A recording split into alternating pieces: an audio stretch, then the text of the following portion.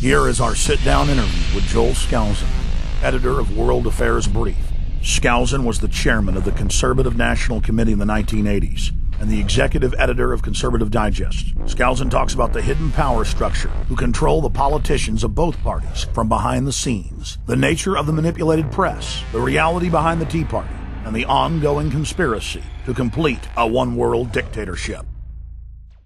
I'm Joel Skousen, editor of World Affairs Brief. I'm a political scientist by training, was the former chairman of the Conservative National Committee during the Reagan administration, and have been active ever since in trying to alert people to what's going on in the world.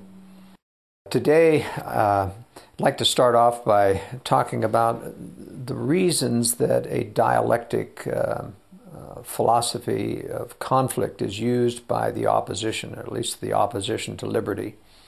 I think this is very important to understand that there is real systematic good and evil in the world. It isn't just happenstance that someone turns out to be evil. There is systematic evil in the world, meaning it's self-generating, it continues, it picks people to follow along. Goodness, in contrast, is not that way. We try to raise good children, but we essentially allow people to follow the path that they want to follow. But evil isn't that way. Evil wants to progenitor, and it uses certain techniques to do this, and one of them is the dialectic. The dialectic is where you create crises in order to induce good people to do things or accept things that they wouldn't ordinarily do. The reason for this, that you need to deceive people, and in all of this, we're talking about the Tea Party deception, we're talking about the deception of political parties. We need to understand that deception is something that has always been with us in the world and always will because of this systematic battle between good and evil. But there is a systematic good as well, and that is the role of conscience in people. And it's because certain people can sense that something's wrong, that evil has to use deception and dialectic in order to get people to do things in spite of conscience, in spite of sensing that something's wrong. In essence, when you create a big enough crisis, there's a feeling of panic. We have no choice. We have no power to resist. There's this feeling of futility. So even though people can sense what's right in conscience, they don't act according to it, or they follow along the path of least resistance because of the severity of the crisis. That's the reason why evil uses crises to change the world. When I was growing up, I was first exposed to the writings of my uncle, W. Cleon Skousen, who wrote The Naked Communist. The most dramatic story in that book, and I still highly recommend it today. The most highly prized story in that book is the fall of China to Mao Zedong. And it was clearly outlined in the book how our own State Department, in league with George Catlett Marshall, who was head of our armed forces during World War II, actually set about to destroy the power of Chiang Kai-shek to win the battles against Mao Zedong. They set him up for failure. They withdraw armed support from him so that he basically could not win against Mao. And I thought to myself, what's going on here? Are these communists in our government? Was Catlett Marshall, or was George Marshall a communist? Were the State Department people communist? So as I began to research this and talk to my uncle about it, I found out that they were not communists. There were communists in the State Department, especially the second floor, which had to do with foreign policy, did have some communists in it. And then there was the story of Alger Hiss, who was accused of being a communist. In fact, he did join the Communist Party. But there was something strange about Alger Hiss in that he was highly protected by the establishment, those that weren't communists. Whittaker Chambers is the one who outed Alger Hiss. Whittaker Chambers was a dedicated ideological Marxist communist. He repented of that, changed, decided to tell all. He was very, very honest. He was vilified for his honesty, and he's the one who named Alger Hiss. But the establishment came out for years. I mean, Alger Hiss went to prison eventually on perjury. The establishment never gave up on Alger Hiss. They always continued to support him. And one day a light came on in my mind, and I realized I think Alger Hiss was in fact a globalist. He's part of this broader conspiracy, was not a communist, but that in fact he joined the Communist Party to help facilitate Communist Party infiltration into the State Department, into the Roosevelt and Truman administrations, which is exactly what he did. But when he wrote the United Nations Charter, it became very clear this was more than just a communist. This was a globalist, using communism to facilitate the goals of globalism. And so when I finally had this new paradigm, this perspective, and this is something that no one else has ever written about, to my knowledge. Everyone in the conservative movement thinks that Alger Hiss was a communist. But it doesn't explain why the non-communists were defending him so vociferously. As I began to look historically at what was happening as nation after nation was falling to communism, later on, of course, they destroyed Batista of Cuba in the same way that they did of Mao Zedong in China. They pulled out military support. It was the second level of the State Department. We had planted reporters like Herbert Matthews in the New York Times, who would write these knifing, derogatory articles about Batista, and these articles about how Fidel Castro was this reformer, how he was a person who was the people's man. He did the same hatchet job on Mao Zedong. Later on, Drew Pearson carried on with Jack Anderson in the Washington merry-go-round. They were primarily responsible for bringing down Anastasio Somoza of Nicaragua, allowing the Sandinistas to come to power. Anastasio Somoza had his flaws, certainly. He was a strong man, but he was pro-Western, very much for free markets. He was clearly an ally of the West, and we destroyed him. Why? They wanted the communists to come to power. Because they were communists? I don't think so. I think it's because the globalist view is that we can use communism to break down the existing social order. We can use communism to create even more horrific crimes, and then we, the globalists, a moderate form of socialism that intertwines predatory capitalism, mercantilism with socialism, we can come into the rescue, save people from communism, and give them our version of the New World Order, which people will then tend to accept. And they would not accept were we not to have the horrors of communism to pave the way. So that's what I feel is the important thing to realize, is that communism, socialism, Fabian socialism, and there are tens of other variations of enemies to the free market are all promoted to one degree or another. In the same sense, the conspiracy has had the necessity of morphing into different organizations to be able to cover itself from discovery. We can go back, I think the conspiracy has been with us since the beginning of time. But when we begin, whether it's from Cain and Abel, or we talk about the Illuminati, starting in 1776, how ironic, that there's this interplay between the movement of freedom in 1776 and the rise of a counter-movement. It's almost as if Satan and God, or Satan follows and sees what God is trying to do to promote liberty and has a counter-strategy in everything that comes about. There are key dates in history, like 1776, when you had a massive liberty for movement, whereby for the first time in history you'd had some very principled, libertarian-oriented people come into power. And at the same time you have this rise of the Illuminati. It got exposed. I believe it went underground and then began to use another organization, the Masonic lodges, to take its place.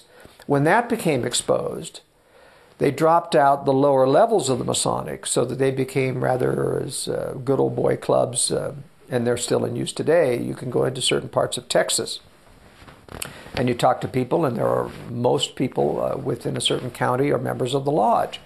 And they know that if they get a traffic ticket, they can flash the ringer and they can get some type of immunity. Now, it isn't really illegal. It isn't anything to do with these broad-range conspiracies. But it is a good old boys network, and it allows people to rise within those networks and to be able to, and the higher-ups within those, to see, all right, who's corruptible, who's predictable, who can we bring along to a higher order or understanding. So it's my opinion that the Masonic level only participates in broad-range conspiracy issues above the 32nd or 33rd level. In the United States, in Europe, it's a different story. In Europe, the Masonic lodges have been much more deeply involved in conspiratorial, globalist, and New World Order issues.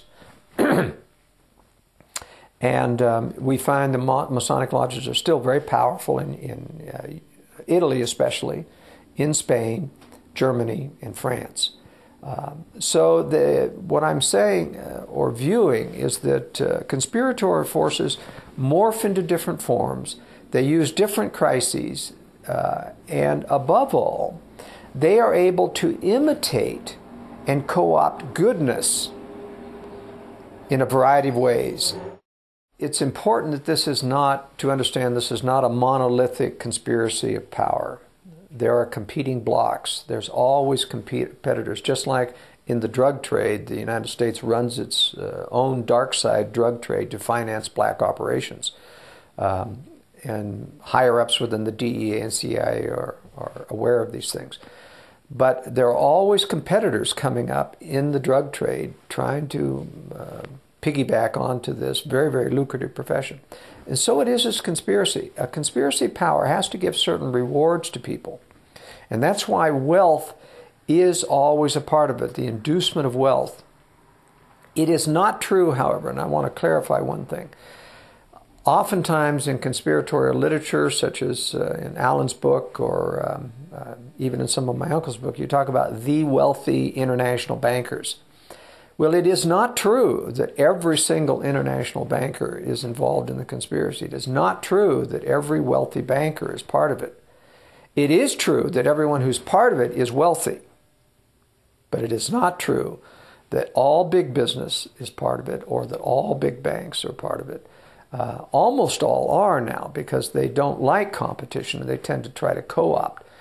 But there is this continual competition of power. In the world scene, I believe that there are three predator centers of power. I believe the most powerful and the longest running structure of conspiracy to undermine liberty is what we call the Anglo-American power center.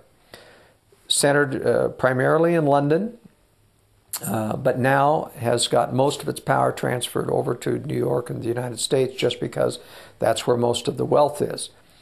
The other power is Russia, and the other power is China. I believe that they are competing. They're temporary allies because they know that eventually they're going to be in a war with the Anglo-American establishment.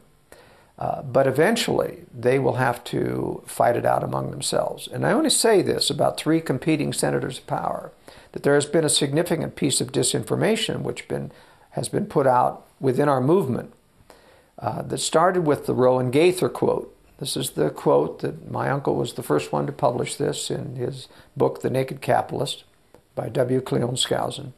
He talks about Norman Dodd under a special House committee going to interview Rowan Gaither of the Ford Foundation and asking him, why is it that the foundations are always promoting communism and other socialist aspects within the UN and elsewhere? And he said to Norman Dodd, he said, the powerful forces behind our foundation want to have the Soviet Union and Russia meld itself peacefully into one major organization, one peaceful country. This, in my opinion, was disinformation. In the first place, Rowan Gaither, who was an insider, never would tell the real reason for a conspiracy. He would give a plausible reason that would allow Norman Dodd to walk away, and something that has deceptively deceived many conservative organizations for many years, including the John Birch Society, which has done many wonderful things. But it's influenced the Birch Society. Because of this one quote, they have felt for many years that there would never be war between Russia and the United States because the Russians were puppets of the Anglo-American establishment. This is what the Rowan Gaither quote has led to, that if in fact that the foundations and the powers that be behind the foundations are in control, and that they're controlling both Russia and the United States, there wouldn't be war between them. In fact, in my analysis, this is not true.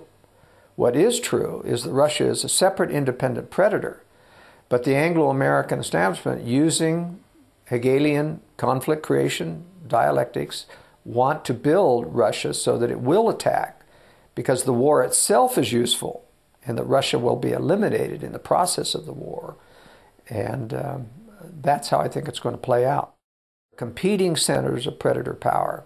And even though they may be temporary alliances, even though one may help another, it is not because they control the other, but in fact they are inducing them through that aid to someday strike the West. Now I'd like to talk a little bit about what our vulnerabilities are as a people, as conservatives of liberty, trying to understand or protect ourselves against being co-opted. People on our side of the spectrum need to understand how to recognize wolves in sheep's clothing and the various other types of deception that's going on. This is the most difficult thing for good people, in my estimation, to see, is to see that someone, because good people tend to think that everyone else thinks like they do. They do not understand systematic evil. They do not understand deceptive evil. And they tend to explain it away. But it's important for people to realize that it's not just real evil wolves in sheep's clothing. There are all different types of deception going on. The first step is to recognize when someone is parroting or repeating the establishment line. In other words, good people have to, and I'm trying to take this out of the issue of understanding the right or wrong of what they're saying. This is how deception occurs with good people. They see he's saying the truth, therefore he must be good. It works, therefore it must be right. Now, neither of those propositions are true. Things can work using false philosophies, using false mechanisms, using deception. People can say the right things for the wrong motive in order to promote themselves in ways of which will further deceive them. That's what disinformation is all about, is giving a certain portion of truth so that you can drop in major areas that are false. So it is not enough to judge what is being done in life by whether or not it's true or false. One must learn to recognize what is an establishment line of attack, an establishment direction, and learn who is parroting that, because real truth never goes very far along an establishment line without diverging from it significantly in truth. That is why the establishment always says our position is extremist, because we diverge from their establishment line on significant points, which they always label extreme. That's the way they get people to disregard truth that diverges from the establishment line. This happens whether it's establishment medical protocols. The best truths are outside those protocols. That isn't to say that everything within the establishment is false. Far from it. Most of it is right, most of it is good. But it's leading through the exclusion of critical truths, it's leading people in a direction will keep them blind and keep them from seeing the crucial truths. So, once you see someone parroting the establishment line, you have to ask, is he part of the establishment or is he not part of it? I'm going to take you through a truth diagram here of yes or no and then where to go from that. If a person is not part of the establishment, but he's parroting the establishment line, he's usually being used because of several reasons. One, either they're too ambitious. I put Mitt Romney in that category. Mitt Romney is not a corrupt individual, but he's someone bending over backwards so badly to please the establishment because he wants to be accepted by them. He wants to rise. He wants to be president. So good people can get themselves into a real hole in terms of doing what's right by being too ambitious and wanting too badly to please the establishment. They can be predictably liberal or moderate. There are certain people who have an innate sense about right or wrong. There are certain people who have an innate sense about what's establishment and what's popular. And they seem like a compass to seek only for those things which will make them more popular. We see that with kids in school. There are people who are outsiders. They're always pushing the edge, whether for good or evil. And there's people who are right there in the middle of the road. They're afraid to do anything that will be criticized. Now, that's a problem, for example, if I can give an example of Glenn Beck. Glenn Beck got into a lot of problem with drugs and alcohol and other because he started off in life trying to please people, into rock music. He became a DJ. DJs are noted for their people-pleasing tactics. Everything about their demeanor as a DJ is pleasing people. It got Glenn Beck into trouble. And even today, even though he is branching out and becoming a strong voice against the establishment in certain areas, his fear of being criticized keeps him from, even though his research takes him closer and closer to conspiracy.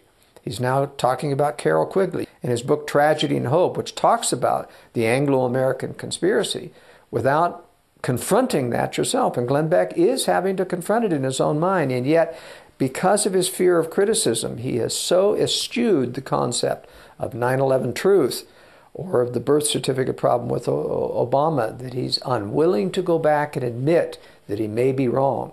Now, he's a work in progress. I'm not saying that Glenn Beck will not someday overcome that. But I'm saying right now, here's a good example of someone who is a good person, who is on our side, who's trying to do things within certain limits, but steers away because of the fear of the negativity associated with conspiracy, which is very purposeful on the part of the media to denigrate and to vilify anyone who dares utter the concept of conspiracy, that it's keeping him from being a clear voice in this movement. Sarah Palin, for example, in my estimation, is too predictable. She's ambitious.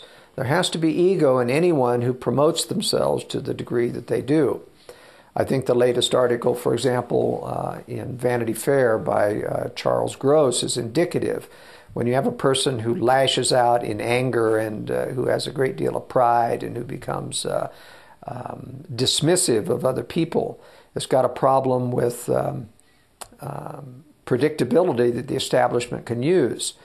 Oftentimes the establishment uses corruptibility of people, which I'll get into on people who are part of it. But to a certain extent, certain conservatives who start out on the good side, they view that they can become corruptible. I think Rush Limbaugh, for example, started out on the right side. He was very conservative. He was very pro-understanding of conspiracy. He warned openly and almost constantly in his radio shows about conspiracy. At some point, they made an offer that was too big to pass up. Something like $3 million to go over and become part of the big radio networks. But at some point during those negotiations, I believe someday we'll find out, if not in this life, on the other side, that they gave him a message that part of the deal is that you can't push this conspiracy stuff anymore. Because literally the first or second show out of the gate under the new radio network, he began not just to say, which would have been legitimate had he said, I have my doubts about my previous thoughts about conspiracy. I'm still open, but I have doubts about this. And because conspiracy is something we never have all of the answers about. But no, he didn't take that moderate position of saying, I have doubts now. He took the position of vilifying and denigrating and attacking anyone who called up. And most of his listeners had been used to talking about conspiracy. And they called up thinking, I'm going to talk about the same conspiracy I talked to last week with Rush. And he began to attack them and blow them away. The same thing happens with Sean Hannity and Bill O'Reilly. Now, they're very, very good about attacking Democrats. They never attack Republicans. Glenn Beck will attack Republicans. He did attack President Bush when he went outside the constitutional frame. But Hannity and O'Reilly will never attack a Republican. Whatever is a Democrat is open game, and that's why they have a great time during a Democratic administration like Obama or Bill Clinton. But their true colors come out, in my opinion, when they come up with a conspiracy issue, whether it's the Obama birth certificate, and they literally will lash in, break up, interrupt their phrase, won't let them finish a phrase. They will not let anyone competent finish a phrase about conspiracy. And that's an indication that they have no intention whatsoever of allowing an open discussion of that, no matter how reasonable it may be. So what I'm trying to say is, because a person parrots an establishment line, that is not an indication that they are part of a conspiracy against truth. There are reasons, as I said, of being used on the good side. Now let's talk about the various different types that are on the bad side, those that are part of it. One of the problems that we've had in analyzing the issue of conspiracy is the tendency of people to succumb to the concept that if you're close to conspiracy, you must be fully a part of it. And it isn't true. And it allows the people who want to bash conspiracy theory to say, this is simply ridiculous. A worldwide conspiracy to take down liberty would require that hundreds of thousands of people be knowing about this conspiracy. You'd never keep it a secret. We have a professor up at the University of Utah who makes that very case, and it's very convincing that you could simply never have a conspiracy this big. Well, he's wrong on several counts. The first one is, the assumption is that everybody in a conspiracy knows everything about the conspiracy. It's simply not true. It's very compartmentalized. Just because you're in the CIA doesn't mean that you know anything about what goes on in the various other compartments of the CIA.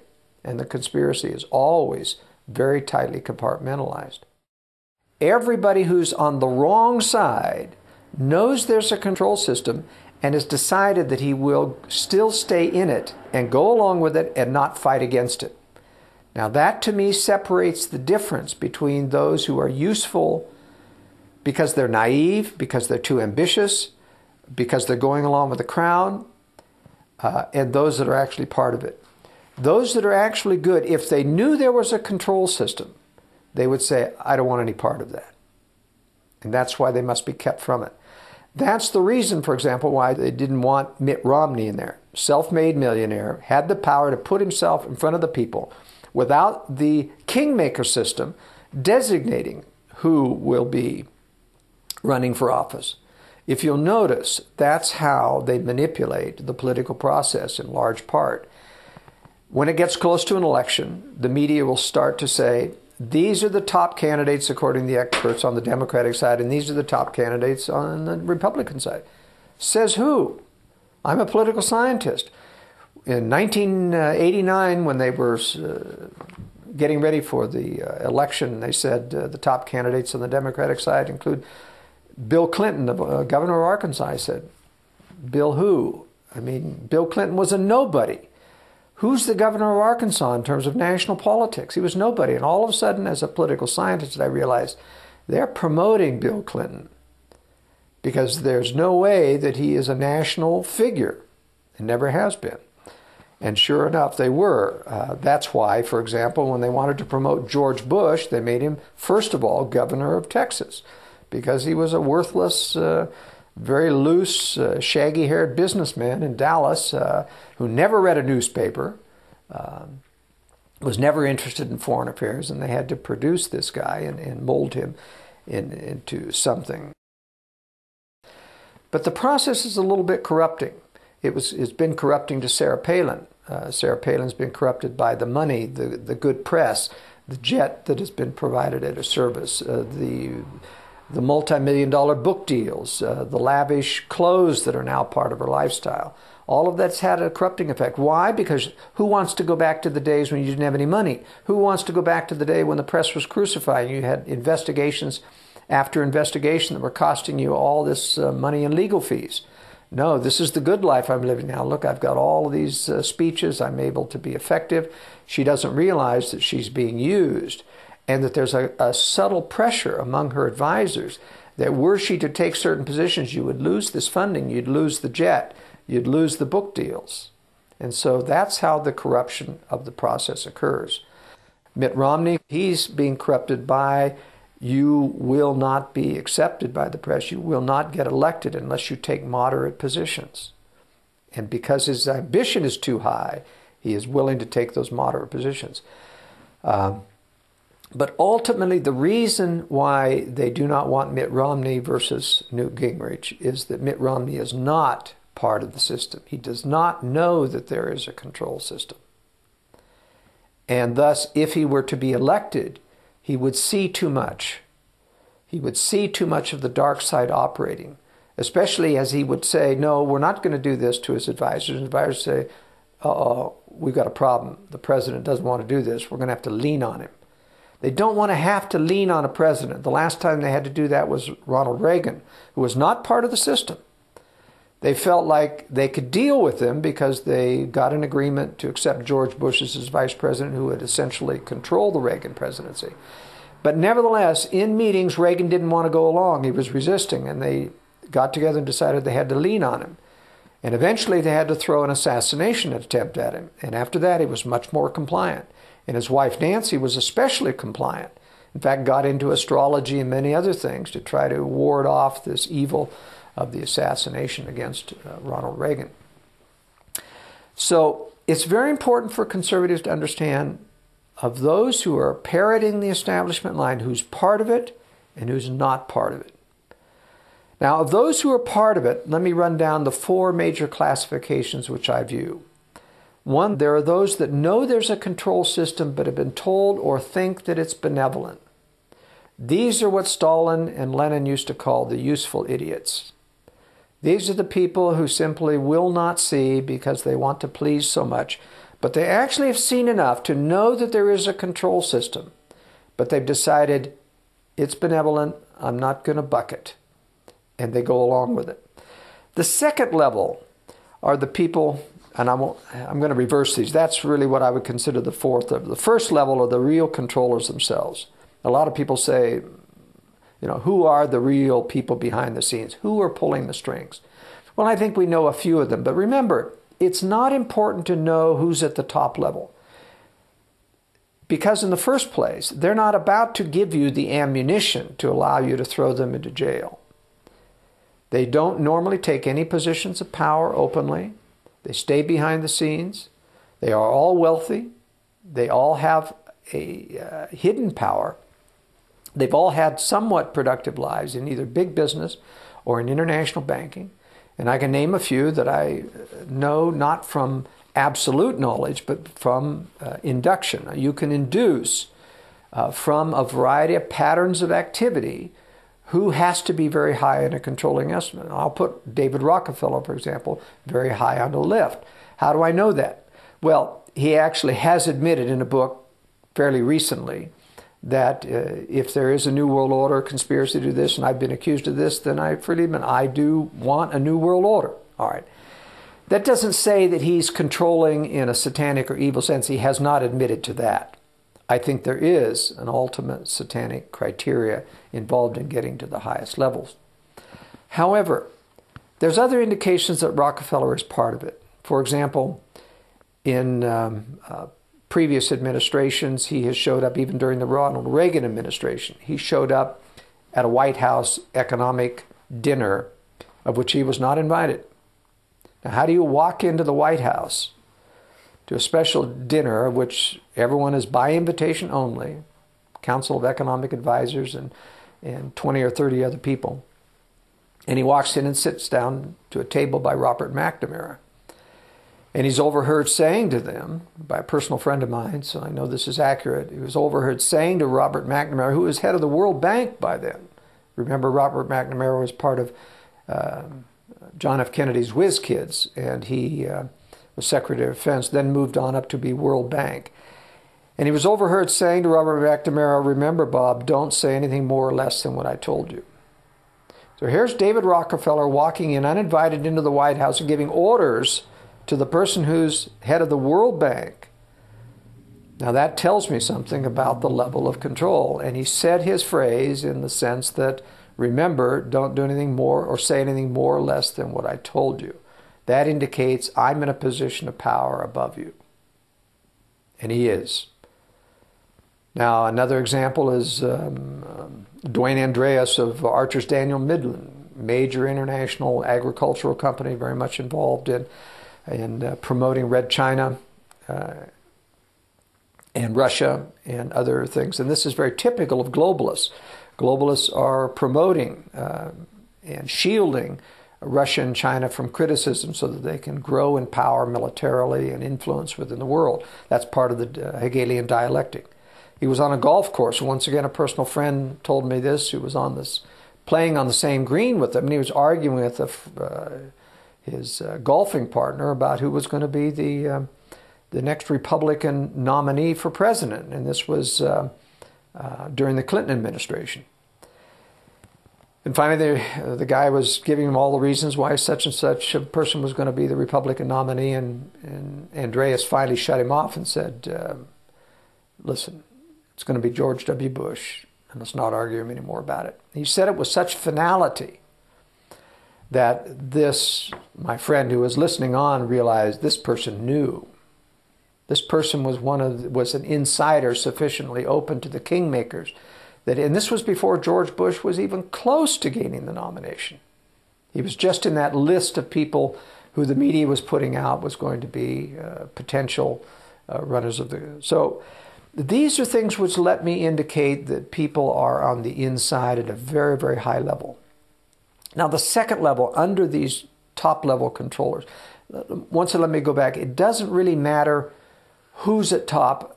What we have to understand that there is a control system and that certain people are taking orders down below. And we can see the orders coming down.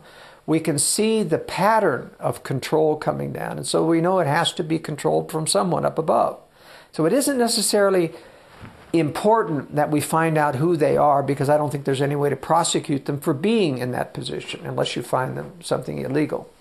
But it's important to watch how those orders roll downhill and who is taking the orders, because at some point we do have the right to unelect people who are taking the orders. And we want to be able to find out who's doing it, because some of those people who are taking orders will appear to be on our side.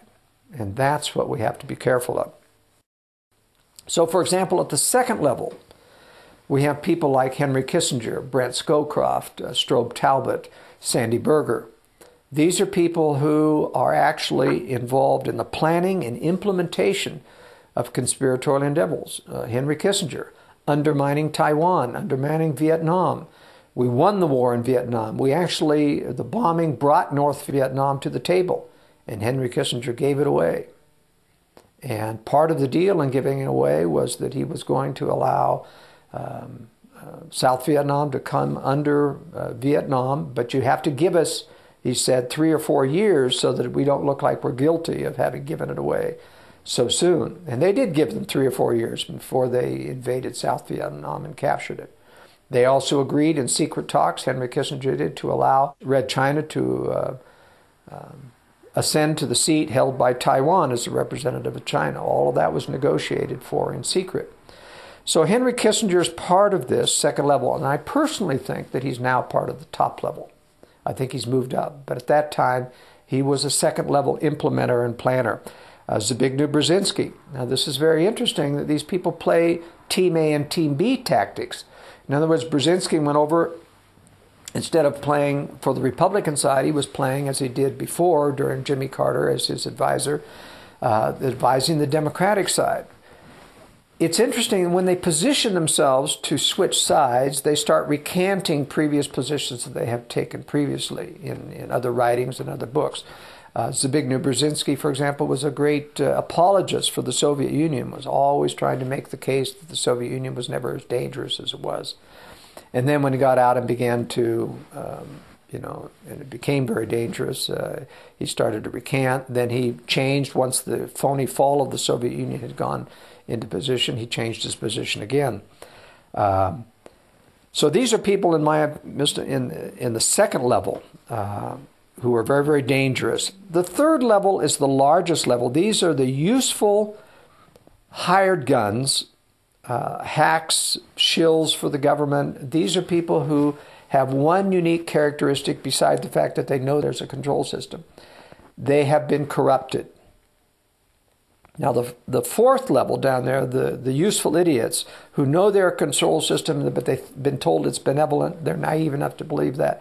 You can take a lot of good people who are predictable academics, who are predictable liberals, you can put them into position, you don't have to tell them there's a conspiracy. They'll do their liberal thing and they'll get the job done. They see enough sometimes to know somebody's controlling things, but they wipe it out. They want to stay in position. They don't want to buck the system. They don't want to lose their job. They're relatively harmless, and we must be careful not to denigrate those people in the same way that we denigrate the people in this third level who know there's a control system, knows there's evil about it, and they personally are corrupt. I had a personal friend who was a member of the CIA, went overseas, and had a prostitute show up at his hotel room one evening. He rejected what she was wanting. She said, no, you don't understand. I'm here paid for by the agency. I'm here, it's free of charge. You don't have to, resist my invitations. And he, being a good moral person, resisted that. Other people had received prostitutes that same evening at their hotel room either, and most had succumbed. The ones who succumbed saw their careers enhanced, and they got promoted. His career never went anywhere. So there are these periodic tests that go forward to see who's going to be corruptible. Moral corruption is extremely important because it tells whether or not a person will in fact have a fit of conscience and not be able to go along with what they see, or whether or not they can be turned and bent. And there are many other tests that go on later on, because certain people can be corrupted morally, but they'll draw the line at betraying their country. Other people will betray even their country. And for years, it was known that homosexuality, for example, made a person vulnerable to espionage and betraying a country. But this is important to understand who are the people who know that there's a system, are part of the system. And those are the most dangerous people, because I think Gingrich is part of that. I think he knows there's a control system. I think he's part of it. And when they take the role of being a conservative Republican, when they take the role of writing a book about God in America, is a supreme form of blasphemy, almost as bad as Bill Clinton raising the name of God and claiming to be a born-again Christian, or even George Bush with his dual allegiance to his skull and bones oaths and covenants that he made, which he has never repudiated, and at once claiming to be born again people. These are people we must be very cautious about, because these are wolves in sheep clothing in various degrees. Obviously, they use rewards where possible, the offer of advancement, promotion, and power. They offer subtle threats sometimes when, as happens in anything about national security, when someone in the CIA sees something going on, he starts to ask questions to say, don't go there.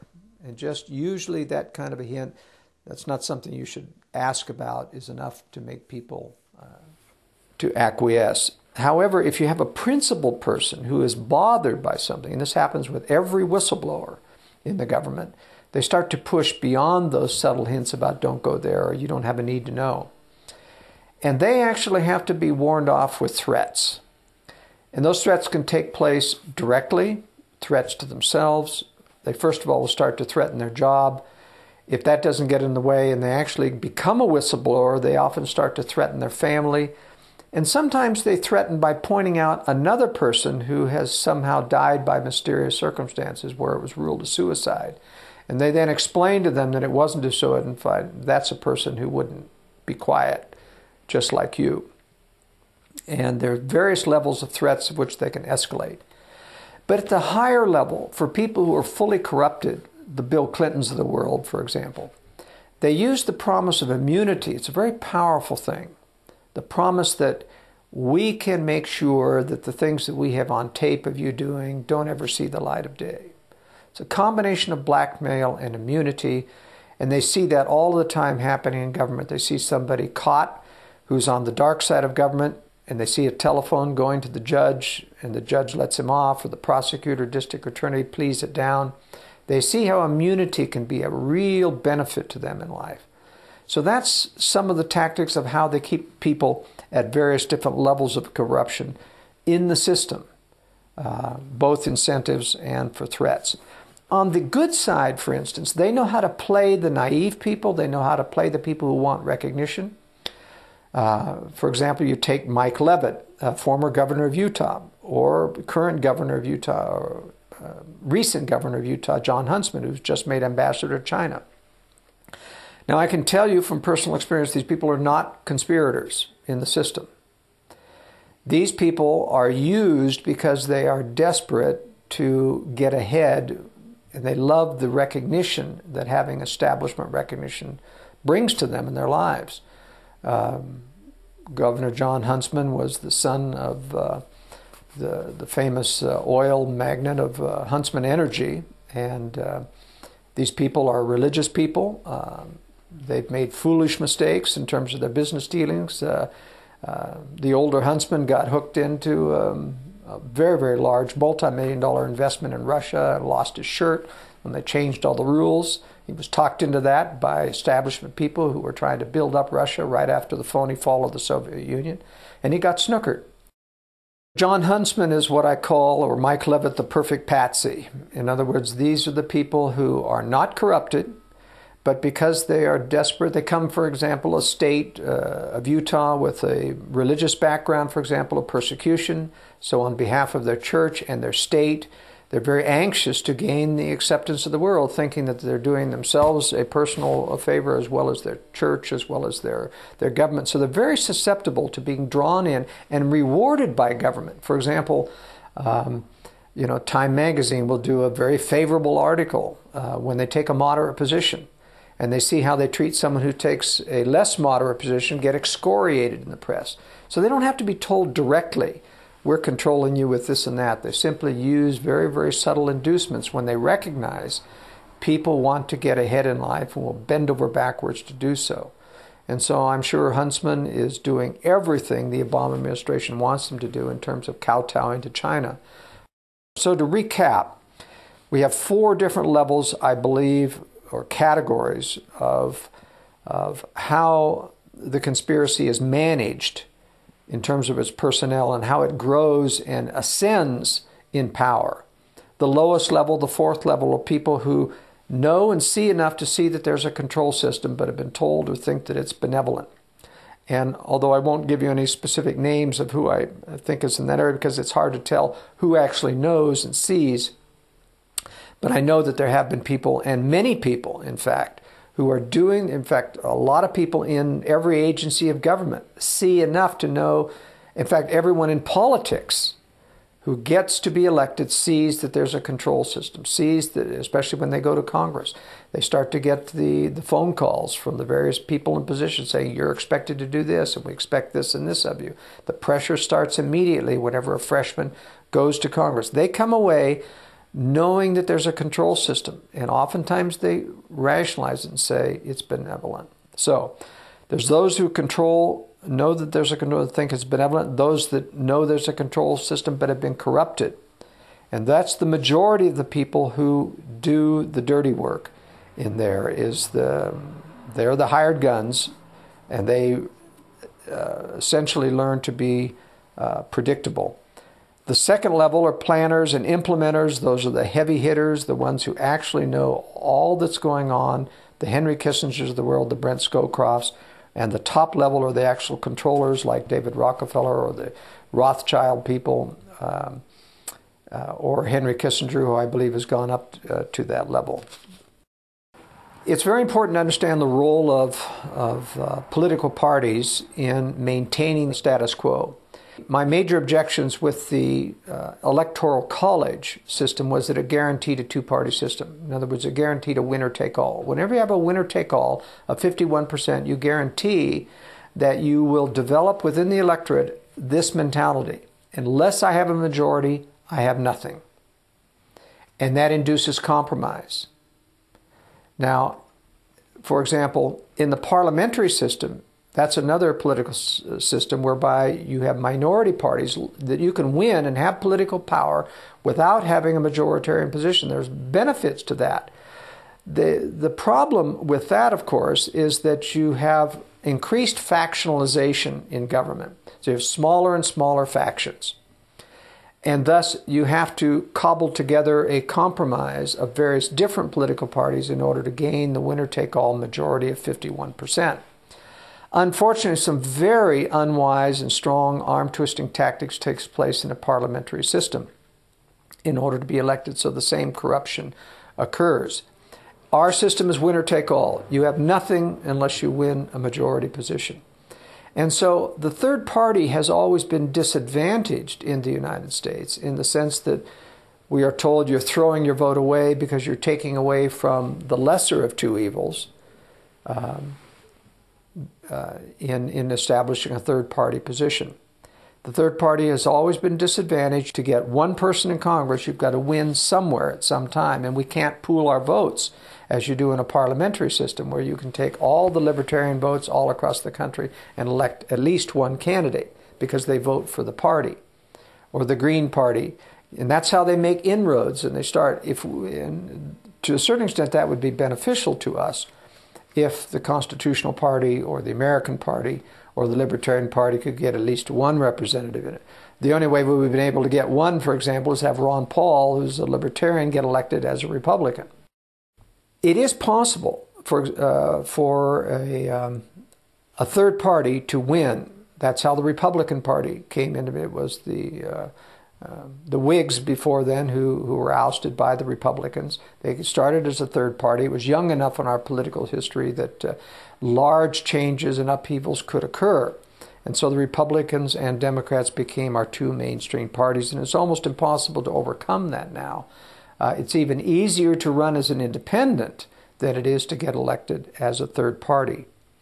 And yet, because over time, people within the conservative movement have begun to realize that they have been co-opted many, many times through the Republicans.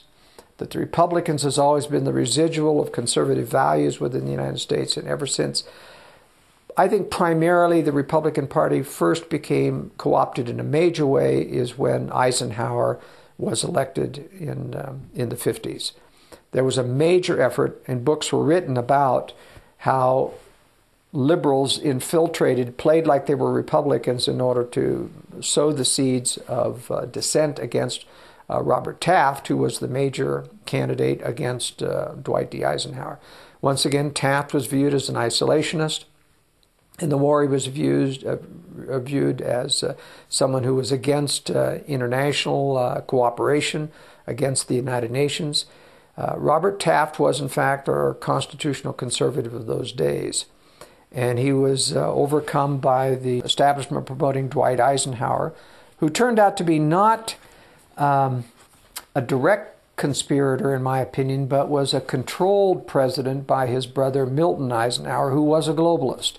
Now, Eisenhower had, for example, a long history of succumbing to conspiratorial demands, especially as Supreme Commander in World War II, Operation Keelhaul, many of the great evils that he acquiesced to in World War II and the crimes against humanity of which he was personally responsible for, such as the killing of 2 million German prisoners through starvation and refusing to give them tents and other shelter against the winter. A very purposeful action that is very little known in history. Since the rise of conservatism of the Barry Goldwater time, there has been a need within the establishment to try to undermine dissent. The John Birch Society, for example, had to be undermined. It rose very rapidly to prominence through a house-to-house conversion and group meeting type of format. They had district directors. It was very effective talking to people individually, built a very strong organization, and it was targeted for destruction by the media as well as the Communist Party, even though it was mostly our own globalists in the media who wanted to destroy them. They also had to co-opt Barry Goldwater. and they did so in very subtle ways that I don't have time to go into here. But he was very much co-opted by his insider status as a former military high-ranking officer in the Air Force, allowing him to have insider access to certain military secrets even after he left the military. It's feeling like you're part of the establishment and not wanting to lose that is very corrupting to conservatives.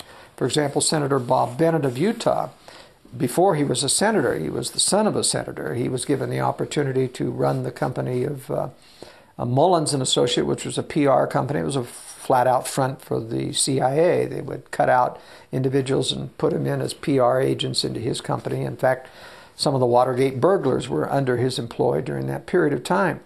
But Bob Bennett was not a conspirator. He was just somebody just anxious to please the establishment. Oh, wow, I get to run a front for the CIA, and it's top secret, and this is a wonderful opportunity to serve my country. But that's how they use naive people in that regard. That's how they co-opt dissent. I'd like to start off, of course, with a quote from Carroll Quigley on the two political parties and how they are co-opted.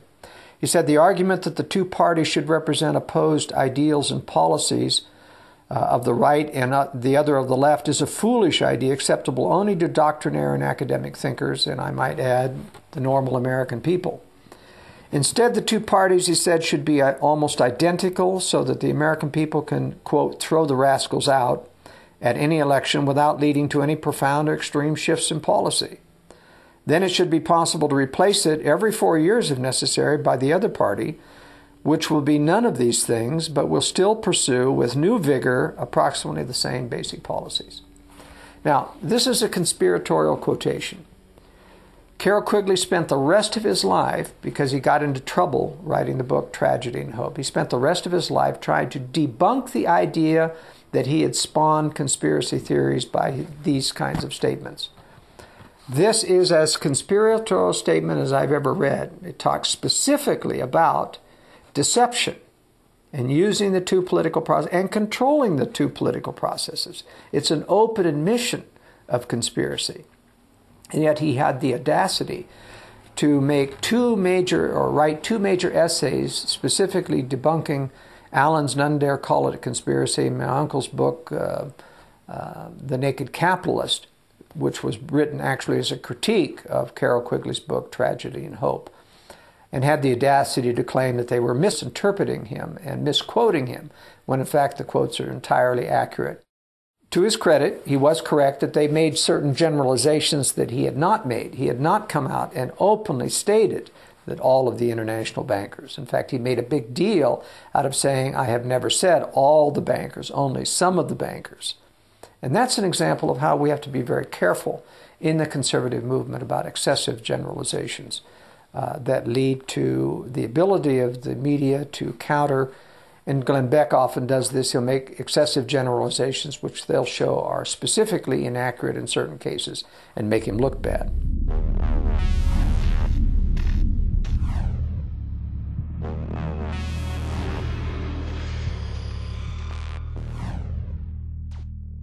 Visit Infowars.com and PrisonPlanet.com. When you're on the sites, you can also tune in 24 hours a day to my daily radio broadcast. There's also a free iPhone app to listen to the syndicated radio show when and where you want.